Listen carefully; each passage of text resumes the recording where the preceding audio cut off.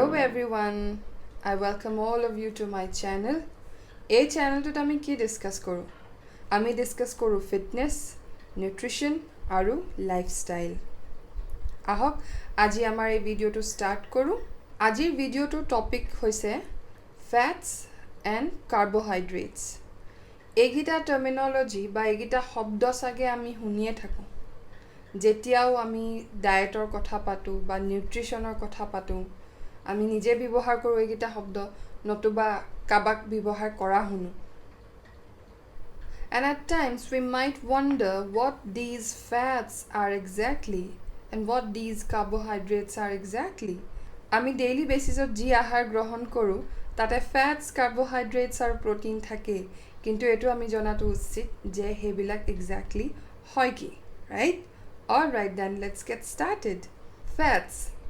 Fats bulile ami ki bujo? Fats, also known as lipids, are the fatty acids. They are made of long chains of carbon and hydrogen atoms.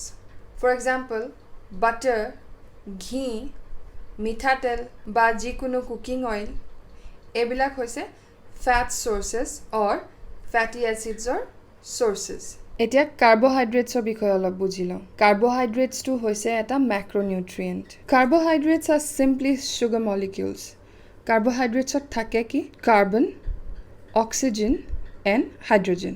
আমি যেতিয়া কাৰ্বোহাইড্ৰেটছ খাওঁ তেতিয়া আমাৰ শৰীৰে এই sugar মলিকিউলছবিলাক brake down কৰি শৰীৰৰ বিভিন্ন কামত লগায়। এতিয়া প্ৰশ্ন উঠে যে কোনবিলাক আহাৰ খালে আমি কাৰ্বোহাইড্ৰেটছ পাওঁ? ভাত, ৰুটি, ব্ৰেড ইত্যাদি কৰি যিবিলাক আহাৰ হেবিলাকত কাৰ্বোহাইড্ৰেটছ যথেষ্ট পৰিমাণে থাকে। ভেজিটেবলছতো কাৰ্বোহাইড্ৰেটছ পোৱা যায়।